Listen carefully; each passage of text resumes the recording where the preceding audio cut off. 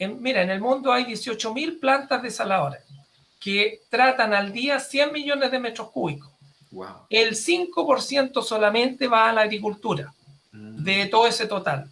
¿Y por qué? Por una cosa de competitividad.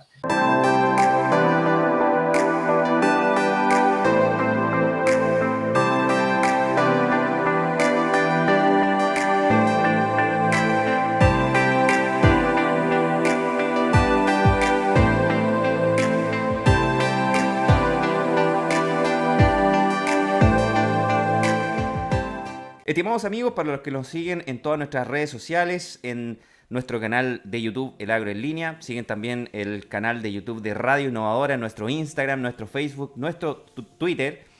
Los que pueden ver, tenemos unos gorritos que son gorritos de El Agro en Línea, que voy a estar mostrándoles por ahí. Vienen en tonos azules y verdes. Vamos a estar regalando un gorrito del Agro en Línea para todos los amigos agricultores por ahí que nos están escuchando, que les gusta el campo, que les gusta andar en tractor por ahí, en camioneta. Llame a la radio al número 73 22 17 96 9 y puede llevarse un gorrito de El Agro en Línea totalmente gratis. Así que para los amigos que nos están escuchando, puede llamar, repito, al número de la radio Innovadora al 73 22 17 96 9 y poder llevarse este gorrito de El Agro en Línea con todo cariño, por supuesto, de nuestro programa. Recibió muchos saludos, ya que esta semana fue el día del locutor radial, así que muchos amigos ahí nos estuvieron saludando. Muchas gracias a todos los que se acordaron y que comparten y agradecen esta linda labor de poder informar y transmitir información a los lugares más apartados de nuestra región. Lo hemos dicho acá en muchas ocasiones, muchas oportunidades. La radio es la que llega a todos lados, a los lados que no llega la señal de teléfono, a los lados en donde no llega el internet, ni siquiera la luz, llega El Agro en Línea a través de la radio Innovadora 104.1 en su señal FM. Así que con esos datitos, estimados amigos, vamos a dar inicio a nuestro programa el día de hoy con un interesante invitado. Hemos tomado conciencia, ¿no?, del problema de la sequía que hemos estado viviendo a lo largo de ya casi 13 años en nuestro país, lo que nos ha hecho tener verdaderos replanteamientos sobre nuestro modelo productivo, sobre nuestra legislación de agua y sobre, por supuesto, cómo estamos produciendo alimentos. Es un tema que está en la agenda de un montón de instituciones hoy por hoy, por lo que se ha llevado mucha atención y es muy interesante poder estar al día sobre qué es lo que está pasando, cuál es la situación de la sequía y cómo instituciones están trabajando, están investigando y están buscando soluciones para poder tener un futuro y una producción de alimentos sustentable en el futuro. Es por eso que, estimados amigos, hemos invitado al día de hoy a don Francisco Mesa. Él es presidente de la Comisión de Recursos Hídricos del Colegio de Ingenieros Agrónomos de Chile. ¿Cómo está, Francisco? Gusto saludarlo. Muy bien, muy buenas tardes, Álvaro. Muchas gracias por la invitación y dispuesto a que conversemos y toquemos temas que pueden ser muy relevantes, sobre todo para la zona donde tú te encuentras, que es de una agricultura tan reconocida y tan importante para el país. Así es, el 80%, por ejemplo, de los arándanos de exportación se producen acá entre el Maule y el Biobío, el 80% de la uva vinífera también entre el Maule y la región metropolitana, así que son zonas muy importantes desde el punto de vista agrícola, que son, estamos muy interesados, por supuesto, en saber cómo las implicancias que va a tener la sequía en nuestra producción. Primero, Francisco, para que les comentemos a los amigos agricultores que nos están escuchando hoy día a través de la 104.1 Radio Innovadora, ¿cuál es su rango de acción que está teniendo hoy por hoy el Colegio de Ingenieros Agrónomos de Chile y en particular la Comisión de Recursos Hídricos? Sí, bueno, yo diría que el colegio se ha rearticulado, se ha reanimado por lo que está ocurriendo, sobre todo por lo que una persona común y corriente ya nota, que es el efecto del cambio climático y su impacto, su gran impacto en la disponibilidad de agua o del recurso hídrico, no solamente en Chile o en el centro norte del país, ya es por muchas partes del planeta, y que amenaza la producción de alimentos. Y desde ese punto de vista, entonces, los ingenieros agrónomos han visto que es necesario reorganizarse, fortalecer la organización, y se ha rearticulado, como he dicho, y ha formado estas comisiones alimentarias, de recursos hídricos, y en ese sentido nosotros ya tenemos un trabajo diseñado y que todavía no sabemos en qué va a terminar, porque es muy relevante lo que podamos nosotros determinar de cómo vamos entonces a hacer frente a poder seguir produciendo alimentos con lo que está ocurriendo. Y ese es un desafío enorme, y en ese sentido nosotros hemos definido los objetivos, la misión, la visión del colegio o de la Comisión de Recursos Hídricos dentro del colegio, y que también va en un paraguas global del Colegio de Ingenieros Agrónomos de Chile.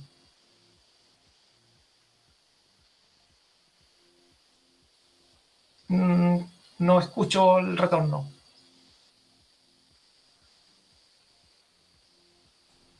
Parece que estamos teniendo algunos problemas de conexión por Perdí acá. el audio, el retorno. Ahí Ahí sí. sí, Ahí sí. Ya. ya. Te comentaba, Francisco, que estamos teniendo, bueno, toda esta reestructuración, ¿no? Replanteamiento sobre todo nuestro quehacer, nuestro modelo productivo. Ayer estaba leyendo algunas noticias, preparando el programa, cómo lo están haciendo en otros países, Israel, Australia y California, bueno, tomando Estados Unidos, no, pero el estado de California, sobre lo que están haciendo en temas de recursos hídricos y cómo hoy día se replantean hasta los jardines. Están hablando de que los jardines ya estamos todos acostumbrados al típico jardín de tipo inglés, ¿no? Con el pastito verde y árboles y todo, y que tenemos que pasar a jardines de otro tipo, tomando en consideración la escasez hídrica, quizás con temáticas un poquito más áreas, quizás sin pasto, reemplazarlos por algunas cosas más sintéticas y que utilicemos menos agua. Así que los rangos de acciones hoy día están en todo índole, a todo nivel, para poder controlar todo este problema de la sequía. Entrando en materia, Francisco, te quería preguntar hoy día, ¿cuál es la situación de la sequía en nuestro país?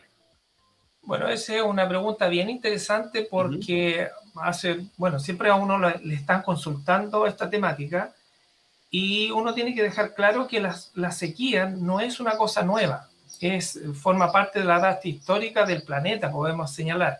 Lo que está ocurriendo es que se ha exacerbado en demasía. Por un lado es eso, ha aumentado la frecuencia y la intensidad y la extensión de los periodos de sequía, pero por otro lado ha aumentado la demanda. Nosotros sabemos, la parte científica hace rato que viene discutiendo y diciendo que el planeta resiste en equilibrio 5.000 millones de habitantes más o menos, y estamos en los 7.000, y el 2050 y pasadito vamos a ser 10.000, el doble. Entonces, ¿cómo soporta el planeta esa extracción para mantener todos los usos y las necesidades humanas y también del resto de los animales? Esa es una pregunta que no tiene una respuesta muy clara, y por lo tanto es complejo pensar cómo se va a resolver. Lo único que el hombre sabe es que tiene cierta inteligencia y que va a ir resolviendo los problemas.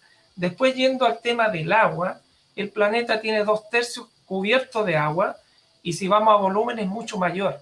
El problema es que esa agua está con contaminantes, principalmente sales, en condiciones de que no es posible una célula vegetal resistir esas concentraciones, ni tampoco la célula animal. Y entonces lo que no tenemos es agua dulce, a pesar que si uno hace el balance va a descubrir de que el agua que corre por los ríos y que está en los glaciares es cercano al 1% y puede ser menos. Y por lo tanto es un desafío enorme, porque lo que nosotros necesitamos y ocupamos es prácticamente insignificante del total. Y eso también asusta, o sea que mucho que hagamos a lo mejor no tiene mayor relevancia, pero por otro lado, por muy poquito que hagamos, a lo mejor sí. Entonces tenemos tremendo desafío, y yendo a la respuesta en concreto, hoy día en Chile tenemos déficit hídrico de punta a cabo, como se dice. No hay ninguna zona que no tenga déficit. Me salto, por ejemplo, Iquique, que es la única que aparece en Meteo Chile, en la edición meteorológica de Chile, con superávit, pero ahí está registrado históricamente 2 milímetros al año, o sea, es un parámetro estadístico falso, y el resto todo está en déficit. Por ejemplo, la zona del Maule está entre el 30 y el 40%, Temuco en el 30, sobre el 30%, y esos son los porcentajes de déficit pluviométrico registrados en promedio de 30 años, los más bajos, porque si nos vamos a Santiago vamos a estar sobre el 60-70%, si nos vamos a la región donde yo trabajo, en la zona centro-norte, Atacama, Coquimbo, estamos sobre el 80%, es decir que, y eso es este año, y si uno analiza los años anteriores va a encontrar fracciones de déficit permanente, tú lo señalabas, 13 años de corrido. Solamente tuvimos una ventanita del 2015 al 2017, que fue un par de años, pero duró muy poco y nos fue esa ventana de años con apreciación o sensación húmedos, no fue capaz de nivelar los déficits de años acumulados anteriores, que fueron como 6 a 8 en esta zona. Es decir, que tenemos un efecto de arrastre que nos va a estar mandando señales. Lo que quiero decir es que supongamos que el año siguiente fuera húmedo o lluvioso, de todas maneras hay un efecto metido en el sistema de déficit que nos va a estar indicando eso por varios años más. Por lo tanto, es un tema bien complejo y por eso los países desarrollados como Australia o California, que California es el centro agronómico productivo de todo Estados Unidos, no hay duda de esa magnitud allí, ellos ya están sacando la cuenta y saben lo que tienen que hacer y por lo tanto no pueden destinar agua a regar jardines u otra cosa que no sea lo más necesario. Por lo tanto, el esfuerzo, la investigación, la transferencia de las aguas dulces y sobre todo en la zona mediterránea de Chile es un tema que ya llegó para quedarse y vamos a tener trabajo por muchos años. Van a terminar esto si es que lo terminan nuestros nietos, ¿no? Nosotros estamos dando la parte inicial y hay que pensar en esa escala para poder ir resolviendo los temas y ni pensar de un año para otro ni de un gobierno para otro. Es mucho más profundo esto. Soluciones a largo plazo y efectos estructurales en nuestra producción es lo que nos comenta aquí el presidente de la Comisión de Recursos Hídricos del Colegio de Ingenieros Agrónomos de Chile, lo que nos ha traído consecuencias, ¿no?, del cambio climático y de la sequía que ha estado viviendo nuestro país. Ahora, Francisco, yendo un poquito más hablando sobre las causas, ¿no?, y analizando las consecuencias de la problemática de nuestra situación, ¿hay alguna causa o algún factor al que se le atribuya esta sequía en nuestro país, ya sea cambio climático o son efectos atmosféricos, lo comentabas tú, cíclicos, que son propios de nuestro planeta y que se han conjugado para que exista esta sequía grande en nuestra zona? Ya se está hablando de una giga sequía ya para poder cambiar un poquito también el sistema en el lenguaje en donde comunicamos también para que toda la comunidad entienda la gravedad de la situación. ¿Se le ha atribuido esta sequía a un factor en concreto o es un multifactorial? Mira, lo que pasa es que, bueno, el planeta, si nos vamos a la parte geológica o a la era geológica, que son miles de años, hay ciclos de ese tipo, los científicos lo saben. Pero a nosotros no nos sirve mucho analizar eso porque tenemos que resolver ahora, y ahora tan próximo, que es un punto dentro de la era del tiempo. Claro. Pero hay ciclos que el planeta está acostumbrado, hablan de 500 años, que es lo más servible para que nosotros analicemos. Pero también hay ciclos de 25 años que tienen que ver con los fenómenos. Hay ahí una definición hay muchos fenómenos interactuando, atmosféricos y oceánicos, que regulan el clima. Y entre eso hay uno que se llama decadal del Pacífico, y porque cada ciertas décadas se manifiesta y que son más secos o menos húmedos que otros. Y lo que ha ocurrido es que después de la era de los años 50, digamos, de esto que se llamó la Revolución Verde, y todo eso que vino, no fue otra cosa que el hombre exacerbó la emisión de gases de efecto invernadero.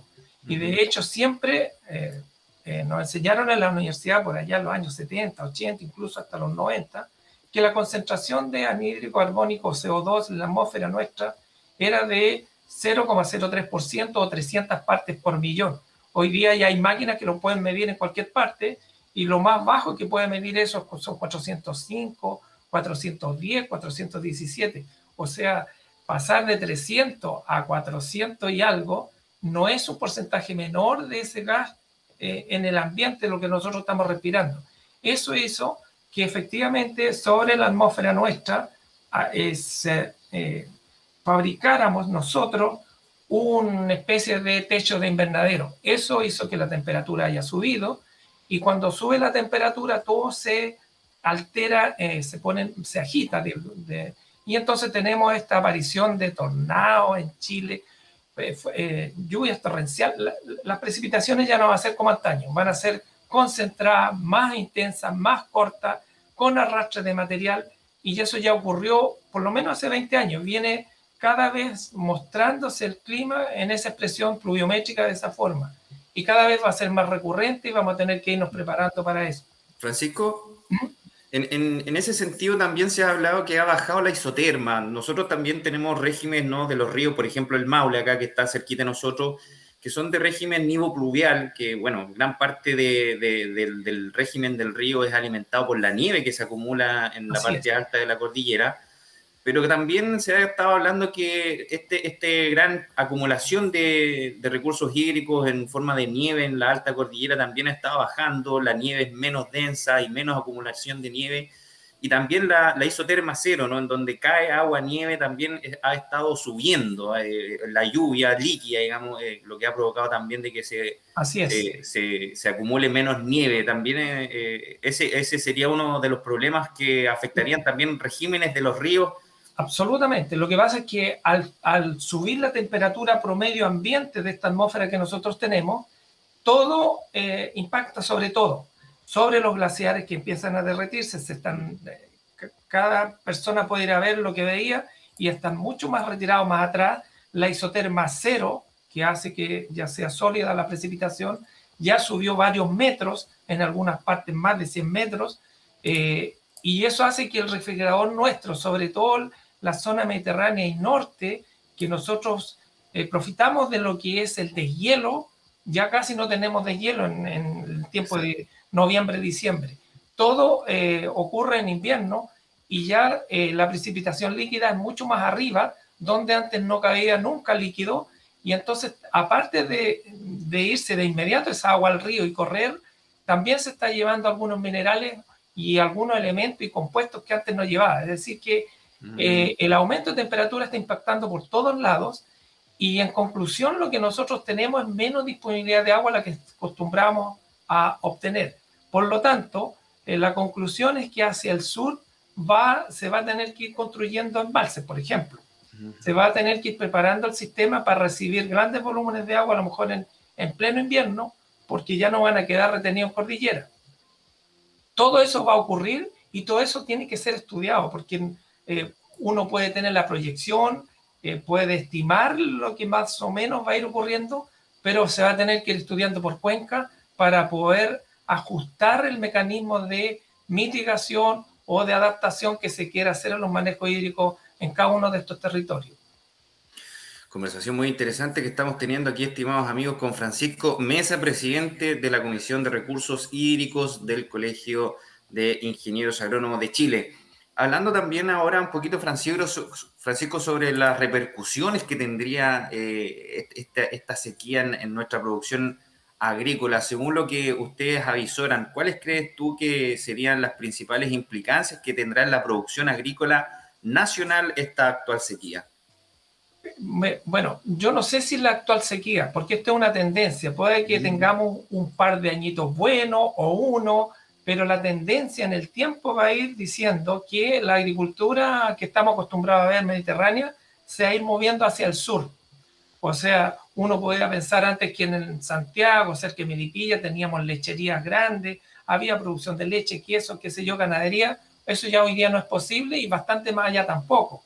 Es decir, que se va desplazando porque no es posible de acuerdo al régimen climático e hidrológico, porque para que nosotros observemos una sequía, bueno, en el mismo año lo primero que vamos a ver es una cuestión meteorológica deficitaria. Luego viene la consecuencia de eso, que es un régimen hidrológico deficitario. Y de atrás de eso viene una sequía agrícola que se llama. Entonces eso lo estamos viendo cada año, que se acentúa un poco más. Pero también en el territorio se va a ir viendo que se va desplazando hacia el sur. Así como nosotros nos decían que trabajáramos acá en la región de Coquimbo o Atacama porque estábamos frenando el desierto, hoy día ya lo vemos encima.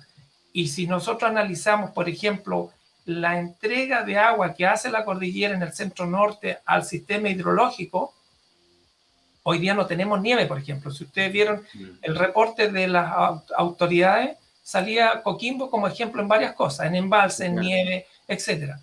Pero igual sale agua del sistema hacia el sistema hidrológico, los ríos, que nosotros le llamamos entrega del permafrost, lo que está ahí congelado en el suelo, pero si comparamos año con año, cada vez está siendo menos. Entonces va a llegar un momento que no va a ser posible lo mismo anterior. Por lo tanto, ¿cuál va a ser la consecuencia de la agricultura en Chile a lo que estamos observando? Va a ser un ajuste por disponibilidad y por temporalidad. Es probable que no se puedan hacer muchos frutales o perennes en ciertas zonas porque el régimen va a ir acusando que se va a agotar en cierto momento, y lo que son los cultivos anuales se van a tener que desplazar a lo mejor adelantando en el año y viendo que escapen, por ejemplo, de las heladas, los que son sensibles. Sí, claro. También eso va a ir cambiando y no va a ser lo mismo en cada zona. El doctor Santibáñez de la Universidad de Chile tiene sus proyecciones y acentúa que algunas zonas no van a servir para el cultivo para ciertos frutales porque va a haber menos horas de frío, por ejemplo. Claro, menos horas de frío y efectos de helada también. Todo eso se va a ir ajustando. Y eso es una parte, porque también las plagas y lo que se está asociado a la agricultura también se van a mover. También hay cambios ahí. Es decir que los agrónomos tenemos un tremendo desafío porque se nos aceleró el panorama, se movió mucho y entonces va a haber que irse actualizando con mayor rapidez. Entonces ahí, por eso que digo que tenemos un tremendo desafío, y este colegio de ingenieros agrónomos tiene el desafío de ir viendo esos aspectos, ir viendo cómo entonces las formaciones de los profesionales del agro tienen que estar más aceleradamente con respecto a lo que estamos acostumbrados en sus actualizaciones, y ir tomando estos temas climáticos, atmosféricos y cómo interactúa. Afortunadamente, y con esto termino, el hombre ha desarrollado toda esta tecnología y de transmisión rápida con que nosotros nos estamos apoyando con una serie de sensores que nos permiten ir viendo lo que está ocurriendo y poder reaccionar a mejor tiempo. De forma oportuna, incorporando tecnología. Voz de referencia, estimado. Que ha estado abordando estos temas y liderando con mucha estrategia todos estos cambios, todos estos procesos, y liderados también aquí por el presidente de la Comisión de Recursos Hídricos del Colegio de Ingenieros Agrónomos de Chile. Vamos a estar conversando de eso, de la incorporación de tecnología, de las posibles soluciones que se avisoran en el siguiente bloque de nuestra conversación después de esta pequeña pausa comercial, y ya estamos de regreso en el Agro en Línea. Álvaro Seguel, en Radio Innovadora 104.1, nos invita a continuar conversando e informándonos del acontecer agrícola en su programa El Agro en Línea.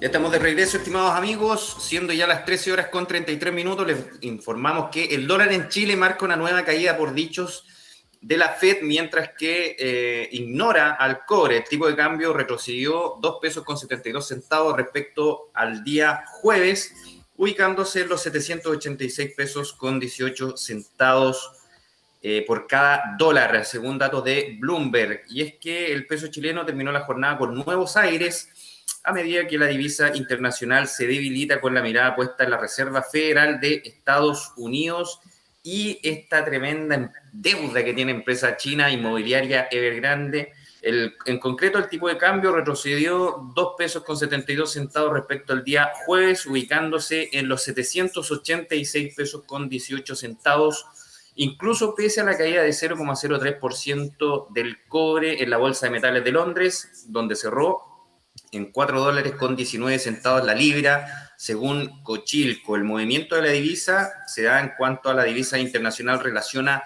a los últimos anuncios del Banco Central de Estados Unidos sobre una posible reducción de la compra de activos para noviembre. De esta forma, el dólar index, que mide la divisa estadounidense respecto a una cesta o canasta de divisas, cae 0,46% desde un máximo de un mes alcanzado el día viernes hasta los 93.032 puntos. Así que abro comillas, según palabras de Peter Kinsella, gran parte de la fortaleza del dólar que vivimos el viernes y el lunes se debió a la aversión al riesgo. La Fed elevó levemente sus expectativas, la tasa de interés mediana para el 2023. Estimado amigo agricultor exportador, cerramos entonces el dólar de la semana en 786 pesos. Estamos de vuelta, estimados amigos, con la entrevista a Francisco Mesa, presidente de la Comisión de Recursos Hídricos del Colegio de Ingenieros Agrónomos de Chile. Voz autorizada para tocar estos temas con una mirada muy estratégica. El Colegio de Ingenieros Agrónomos ha estado trabajando en esta temática y en muchas más que van a afectar nuestra agricultura del futuro, con una mirada bien proactiva, abordando estos problemas de forma bien proactiva, trabajando en estas comisiones. Francisco, hablemos, ¿te parece, de las posibles soluciones, en qué estamos innovando, cómo ha estado trabajando la industria también para poder solucionar estos problemas y ver también cómo quizás incorporando tecnología, haciendo algunas prácticas, la biotecnología también se avisora por ahí como una de las posibles soluciones, podemos trabajar para mitigar en algún nivel esta sequía. Te quería preguntar hoy día actualmente, ¿cuáles crees tú que son las acciones público-privadas más relevantes que han estado teniendo efectos para mitigar la sequía? Sí, gracias Álvaro. Bueno, primero decir que la Comisión de Recursos Hídricos del Colegio de Ingenieros Agrónomos de Chile está conformada por 7 integrantes, todos ellos ingenieros agrónomos, por supuesto, y representantes o de varias instituciones, de investigadores de universidades, del campo de la parte productiva y especialistas o especializados en diferentes temáticas, como lo decía, en la parte climática o atmosférica u oceánica, pero también en la investigación. En mi caso particular, soy investigador del Instituto de Investigaciones Agropecuarias. Hay colegas de la Universidad de La Serena, doctores especializados en hidrología, por ejemplo, que lo que hace una conjunción de especialistas que van viendo estas temáticas y también tenemos contactos con investigadores internacionales de otros países que nos permiten entonces ir viendo cómo adoptamos tecnología o cómo vamos visualizando posibles soluciones o aporte a soluciones con esta proyección que no es para nada para nosotros favorable ni tranquilizadora. Y en ese sentido, el gobierno pone a disposición a través de sus sistemas sectoriales, ministerio, seremía, diferentes recursos que van en ayuda para mitigar o hacer frente a la emergencia. Los que somos más científicos o técnicos, le señalamos a los gobiernos, que este es un tema mucho más largo, que hay que hacer esfuerzos de coordinación y que no hay que tratar la emergencia, hay que tratar la tendencia.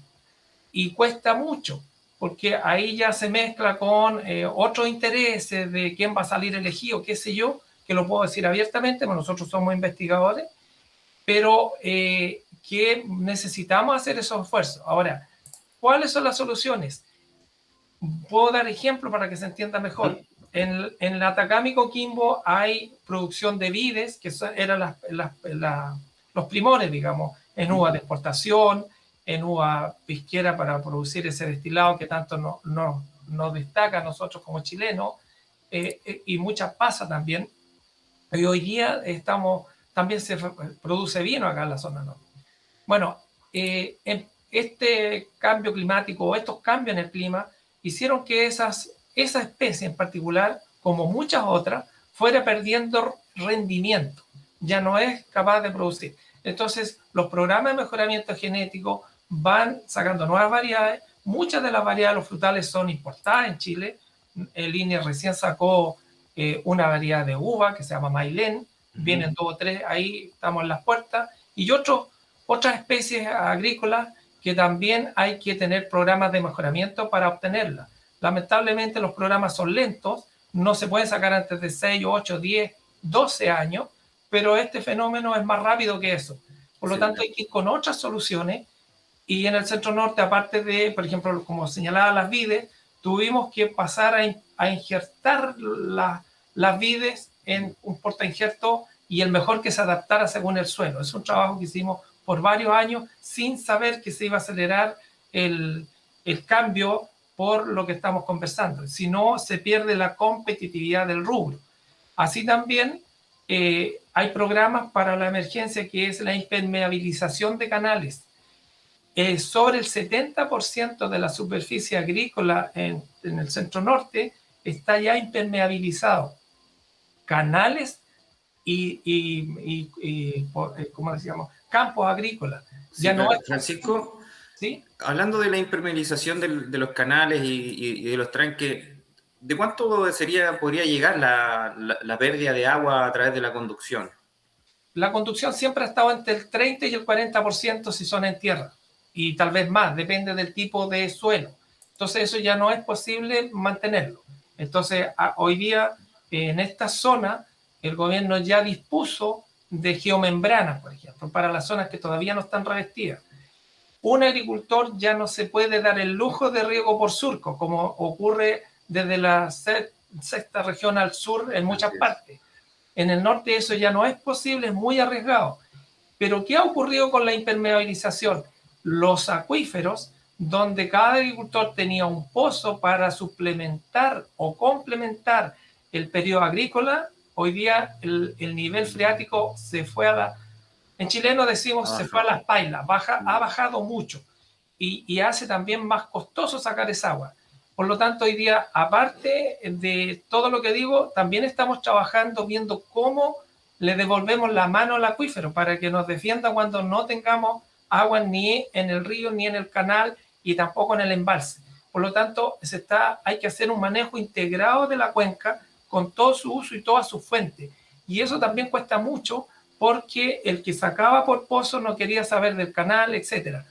Entonces, hoy día eso ya cada vez va a ser más necesario que las organizaciones de usuarios del agua se organicen, hagan sus programas pensando en 5, 10, 15 años y se pueda trabajar de esa forma, porque el tema es superior, es decir, no es que estemos en un par de años con déficit y después volvamos a un año húmedo.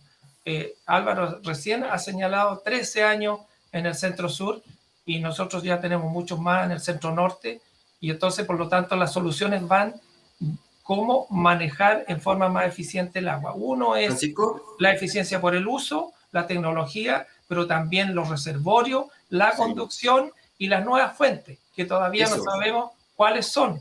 Las nuevas fuentes van a ser... Justo te iba a preguntar eso, Francisco. Sí. Porque ¿sí? hoy día podemos decir que, bueno, puede estar temas administrativos, ¿no? Como la reforma al Código de Agua, los decretos de emergencia, pero lisa y llanamente en la práctica ha llovido menos, hay menos agua disponible, entonces hoy día poder avisorar algunas fuentes nuevas es muy interesante. Quiero que nos comentes dos cosas. Primero, el tema de la desalinización, que está muy de moda hoy día y muchas industrias la están comentando, la industria minera, por supuesto, y las sanitarias para el consumo humano. quiero que nos comentes al respecto sobre el uso práctico que tendría la desalinización en agricultura. Y lo otro, si es que hemos avanzado algo en la utilización de las aguas residuales, porque poníamos ejemplo en el mismo caso de California, ¿no? Que utilizan casi todas las aguas residuales para riego, para producción, para jardines, etcétera. A nosotros, ¿qué nos ha impedido poder también avanzar en esa materia? Principalmente son los costos. Siempre tenemos una necesidad al lado de otra y eso ha impedido, y también que ha habido disponibilidad de fuentes de agua también más baratas que, por ejemplo, la desalinización o el uso, por ejemplo, de la osmosis inversa, que es la que limpia mejor el agua, porque también hay otros métodos como la nanofiltración o qué sé yo, que si bien pueden servir, pero hay que ver qué es lo que tiene la fuente. Ahora, el tema de la desalinización o desalación de agua, estamos más bien pillados, más que por el costo, por la energía. Se necesita mucha energía para forzar pasar el agua por esa membrana semipermeable a muy alta presión que no está disponible.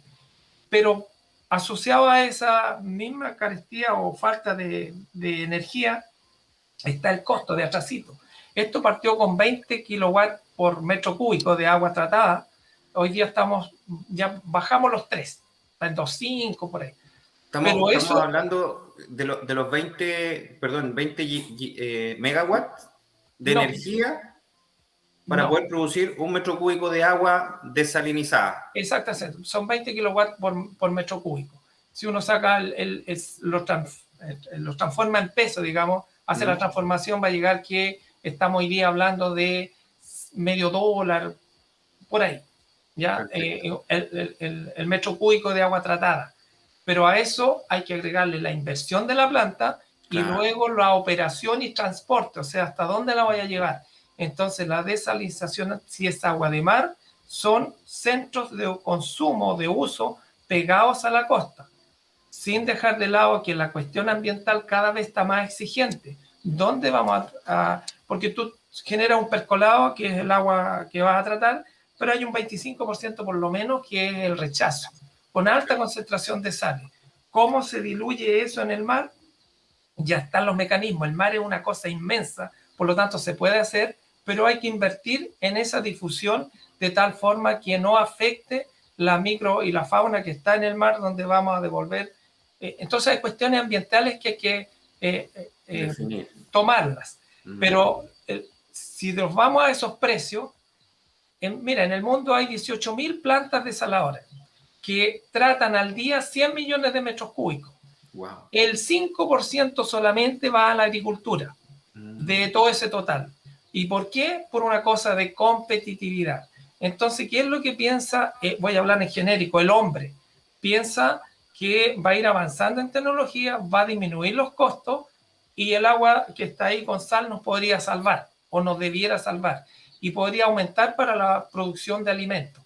Hay ejemplos que son destacados en Israel, en Murcia, en España, también en California, a lo mejor en menos grado, y países que tienen muchos recursos como Dubái, no sé, por esa zona, que ustedes saben, que usan estos mecanismos, pero son de alto costo y consumen mucha energía.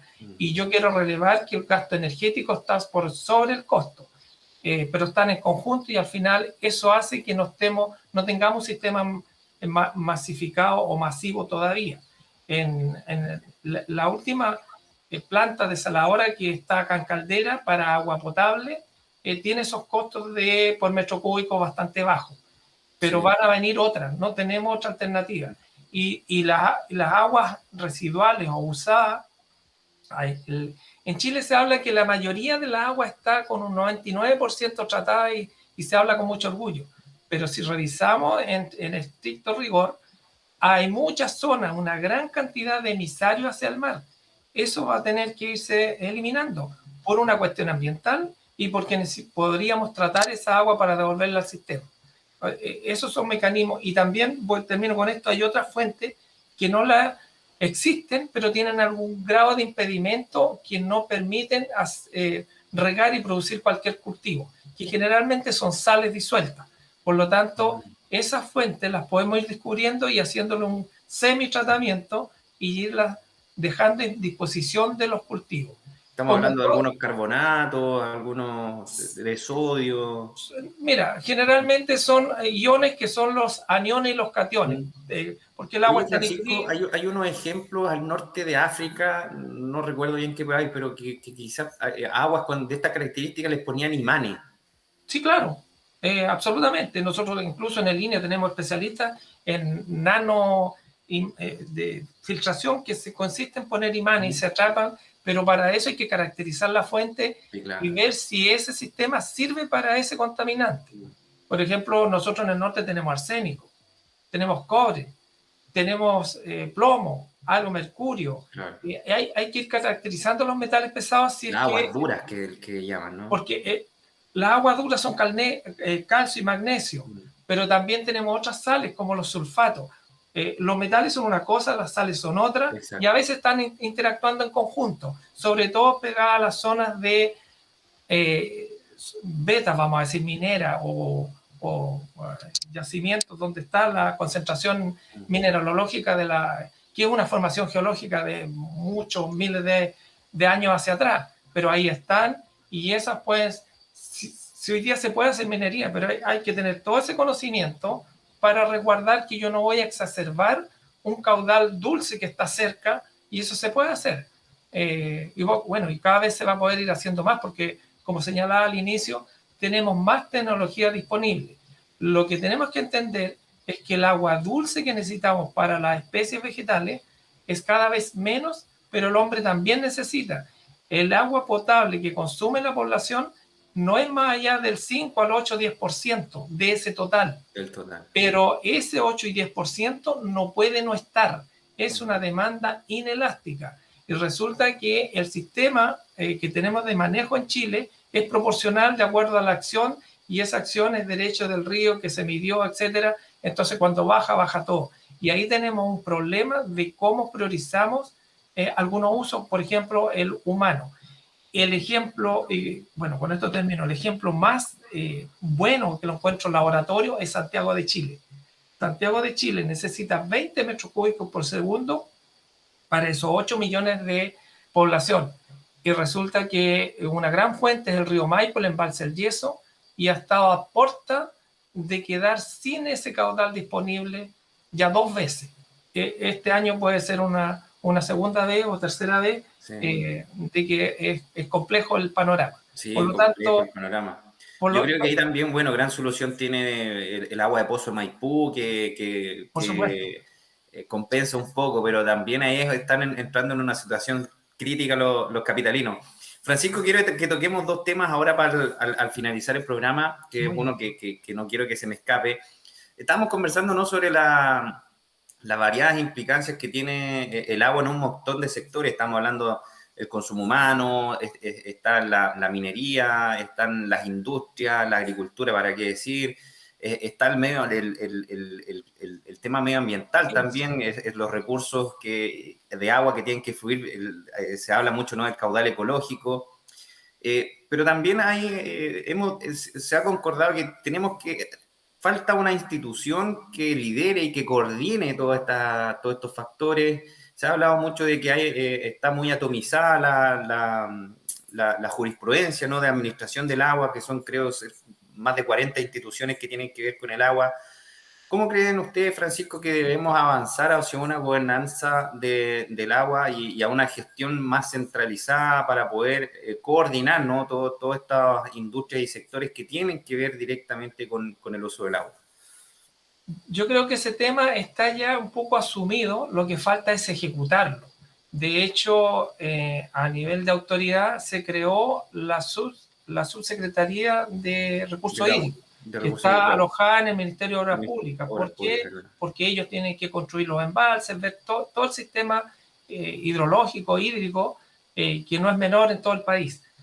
En la academia nosotros siempre hemos señalado que el agua es una, y tú hablabas recién de Maipú, pero si esta cosa sigue como va con la tendencia, ¿de dónde saca el agua que está en el acuífero Maipú? De la misma agua. O sea, va a empezar a bajar el nivel freático y va a ser el mismo problema a la larga. Puedo señalar que Israel va sobre los 800 metros, los 1000 metros, 1 kilómetro para abajo sacando agua. París hace lo mismo porque ya se agotó la primera, la segunda, la tercera napa y siguen hacia abajo. Es decir, que estos temas hay que mirarlos a largo plazo y ir trabajando hoy día, es decir, la parte de la academia, los científicos, la investigación, para resolver un problema en 10 años más. Lo que nosotros estamos acostumbrados en Chile es trabajar y resolver el problema de hoy día o de ayer. Y eso yo creo que ha ido avanzando. No soy tan crítico, pero nos falta, tenemos una buena brecha todavía y hay que entender esto como un todo y organizarse de tal forma. Es decir, que las juntas de vigilancia tienen que entender que se tienen que organizar, tienen que haber juntas o de administración de aguas subterráneas, trabajar en conjunto, todo eso porque es todo lo mismo, está todo interconectado, no podemos separar. Y ahí viene el término que desarrollaron los países desarrollados o que acuñaron, que es el manejo integrado de la cuenca. Esa cuenca, que es la olla hidrográfica, puede determinar qué puede soportar de acuerdo al agua que puede mover, pero no solamente por superficial, sino que en un todo. Superficial, recargando el acuífero, explotando el acuífero, etc. Y eso pasa por considerar también que hay indicadores. Los ambientales, la biodiversidad, es uno de los principales indicadores que hay que sacar a la mesa o estudiarlos, tenerlos ahí, porque eso nos van a ayudar a decir, mire, aquí ya se pasó el balance y vamos para otro lado. Entonces, quiero valorar también lo que es en la parte de ambiental, la parte de biodiversidad, que nos ayuda mucho a entender que el sistema está o no en equilibrio. Sí. Oye, Francisco, nos quedan 3 minutos. Por favor, tus comentarios. Ha estado muy interesante el programa. Nos van a quedar, no me cabe duda, un montón de temas, en particular el de la educación, que yo creo que es uno de los más relevantes y que más me apasiona también. Por supuesto, los que tenemos hijos y estamos pensando en las futuras generaciones, cómo también empezamos desde ya a inculcarles este apremio, ¿no?, por cuidar el recurso hídrico. Pero quiero que te refieras, Francisco, al tema tecnológico.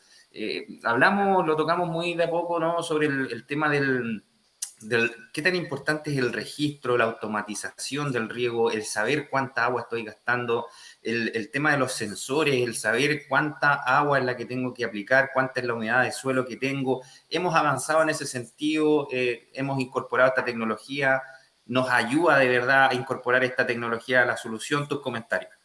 Sí, eso ha sido fantástico, encuentro yo, disponer de toda esa sensorización en el campo. Tiene su costo, qué sé yo, pero ayuda mucho y ayuda mucho tener ese registro que antes uno le preguntaba al agricultor el cuaderno y ya se le perdió, no lo tiene, entonces no podíamos hacer proyecciones. Hoy día con esos registros se puede modelar y se puede prevenir lo que va a ocurrir metiendo alguna variable, ingresando al sistema. Por lo tanto, y la DGA, por ejemplo, la Dirección General de Agua, a los que tienen pozos le está exigiendo, está en la ley y hoy día está activa, de que tienen que tener un dispositivo que mide el nivel y también mide la explotación. Es decir, que ya no va a ser posible decir, no, yo no le cuento a nadie. Y eso le sirve a esa persona, pero también al resto. Es una cuestión colectiva que vamos a tener que aprender a cómo usamos las calles u otra cosa, pero la tecnología está. Y la tecnología está para medir cada vez mayor parámetros de calidad, pero también hidrológicos, de caudal y de disponibilidad y de demanda, porque aquí los cultivos demandan agua de acuerdo a la temperatura y al ambiente, al clima, y también tenemos los dispositivos que nos permiten determinar la demanda. El INE ha trabajado mucho en déficit controlado, es decir, entre los periodos fenológicos, donde yo le puedo quitar un porcentaje sin que me afecte ni el rendimiento ni la calidad. No todas las especies o los rubros son iguales, pero eso también es un tema que tiene que ir pasando, y también tenemos que ir disponiendo de nuevo material genético que pueda producir con menos agua. Hay mucha tecnología que a lo mejor en otra ocasión podemos detallar un poco más, pero acá hay un ejemplo de una investigadora, la reina del arroz, Carla Cordero, que es colega suya, Francisco, acá de línea, acá en Quilamapo, que ha trabajado brutalmente sobre la investigación sobre nuevas variedades de arroz y de técnicas de producción de arroz que han ahorrado ya casi un 50% de agua. Es brutal. Lo puede ver ahí en los videos de El Agro en Línea, cómo ella ha trabajado con un grupo de agricultores de Parral sobre este asunto. Estimados amigos, promover, proponer y gestionar propuestas orientadas a la seguridad hídrica, multidimensionar los objetivos de la Comisión de Recursos Hídricos del Colegio de Ingenieros Agrónomos de Chile, en voz de su presidente Francisco Mesa. Muchas gracias, Francisco, por habernos acompañado el día de hoy. Toda esta información, ¿no?, sobre las comisiones, sobre el trabajo que están haciendo los ingenieros agrónomos de Chile, queda disponible en la página web del Colegio ingenierosagrónomoschile.cl. Francisco, unas palabras de despedida para los agricultores que te están escuchando hoy. Bueno, a tener ánimo. Muchas gracias por la invitación, Álvaro, y un gran saludo a toda esa zona que la conozco también, es muy productiva y sacan productos de muy buena calidad y es con agua. Y la vamos a seguir aportando nosotros en línea y en las otras instituciones, en las universidades, a que se siga esa producción que es destacada en el mundo entero, de los productos chilenos. Así que un gran saludo y muchas gracias por la invitación. Muchas gracias a ti, Francisco. Bueno, estimados amigos, y nos estaremos encontrando el próximo fin de semana en un nuevo episodio de El Agro en Línea. Hasta luego. Nos vemos.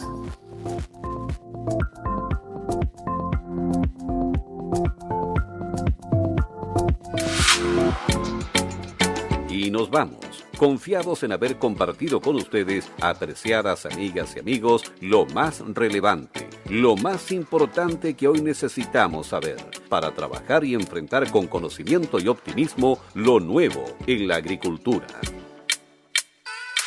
Álvaro Seguel, con mucho agrado, les invita a reunirnos el próximo sábado a las 13:01 de la tarde en otra cita con El Agro en Línea. Muy buenas tardes.